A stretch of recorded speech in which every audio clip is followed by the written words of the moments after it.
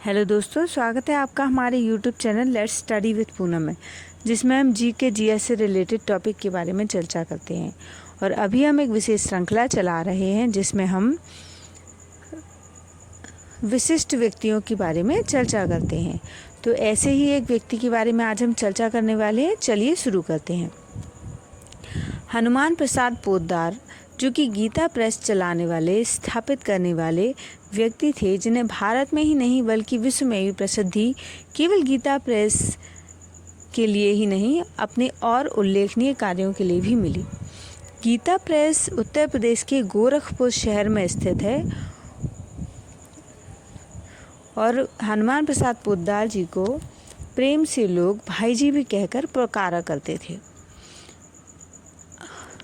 आज गीता प्रेस गोरखपुर का नाम किसी भी भारतीय के लिए अनजान नहीं है।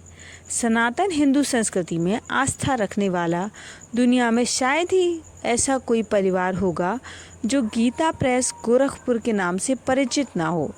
इस देश में और दुनिया के हर कोने में रामायण, गीता, वेद, पुराण, उपनिषद से लेकर प्राचीन भारत के ऋषियों मुनियों की कथाओं को पहुंचाने का एकमात्र श्रेय गीता प्रेस गोरखपुर के आदि संस्थापक भाई जी हनुमान प्रसाद पोद्दार को है।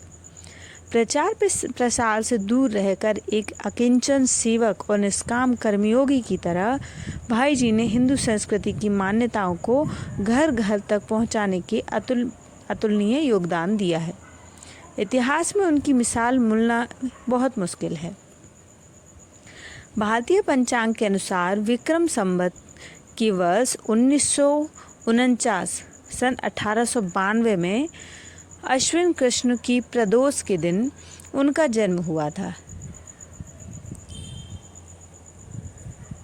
राजस्थान के रतनगढ़ में लाला श्री भीमराज अग्रवाल और उनकी पत्नी श्रीमती रिखीबाई अग्रवाल हनुमान जी के भक्त थे, तो उन्होंने अपने पुत्र का नाम भी हनुमान प्रसाद रख दिया। 2 वर्ष की आयु में ही इनकी माता का स्वर्गवास हो जाने के कारण इनका पालन पोषण इनकी दादी माँ ने किया। दादी माँ के उच्च कोटि के धार्मिक संस्कारों के बीच बालक हनुमान को बचपन से ही गीता, रामायण, वेद, उपनिषद, पुराणों की कहानियाँ पढ़ने सुनने को मिलती थीं। इन संस्कारों का बालक पर गहरा असर पड़ा। बचपन से ही उन्हें हनुमान कवच का पाठ सिखाया गया। निम्बार्क संप्रदाय के संत ब्रजदास जी ने बालक को दीक्षा दी। उस समय गुलामी की जंजीरों से हमारा देश जकड़ा हुआ था। इनके पिता अपने कारोबार की वजह से कोलकाता में थे और अपने दादाजी के साथ ये असम में थे। कोलकाता में ये स्वतंत्रता आंदोलन के क्रांतिकारियों अरविंद घोष, देशबंधु चित्तरंजन दास, पंडित झावरमल शर्मा के संपर्क में आए। आज़ादी आंदोलन में कूद पड़े। इसके बाद लोकमान्य तिलक, गोपाल कृष्ण गोखले जब कोलकाता आए तो भाई जी उनके संपर्क में आए और इसके बाद उनकी मुलाकात गांधी जी से हुई। वीर सावरकर द्वारा लिखे गए 1846 का स्वातंत्र समर ग्रंथ में भाई जी बहुत प्रभावित हुए थे इस ग्रंथ से, और 1938 में वे विनायक दामोदर सावरकर से मिलने के लिए मुंबई चले आए। 1906 में उन्होंने कपड़ों में गाय की चर्बी के प्रयोग किए जाने के खिलाफ आंदोलन चलाया। विदेशी वस्तुओं और विदेशी कपड़ों के बहिष्कार के लिए संघर्ष छेड़ दिया। युवावस्था में ही उन्होंने खादी और स्वदेशी वस्तुओं का प्रयोग करना शुरू किया। 1971 में जब महामना पंडित मदन मोहन भाई जी ने अपने जीवन काल में गीता प्रेस गोरखपुर में 650 से ज़्यादा पुस्तकें प्रकाशित की। इसके साथ ही उन्होंने इस बात का भी ध्यान रखा कि पाठकों को ये पुस्तकें लागत मूल्य पर ही उपलब्ध हों। कल्याण को और भी रोचक व ज्ञानवर्धक बनाने के लिए समय समय पर इसकी अलग अलग विषयों पर विशेषांक प्रकाशित किए गए।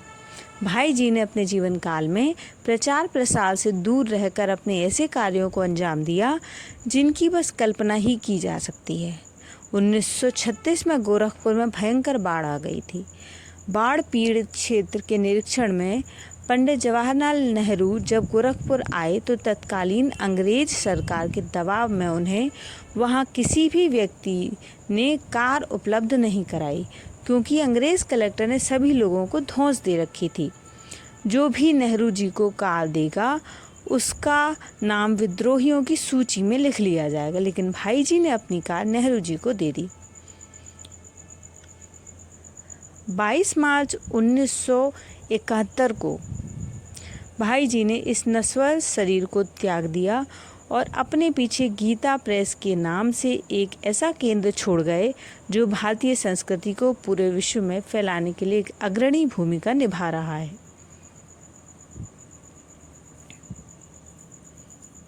इस तरह दोस्तों हमने एक महान व्यक्तित्व के कुछ गिने चुने पहलुओं पर प्रकाश डालने का प्रयास किया है। तो हमारे इस प्रयास को सफल बनाने के लिए हमारे इस वीडियो को लाइक, शेयर और सब्सक्राइब ज़रूर करें। धन्यवाद दोस्तों।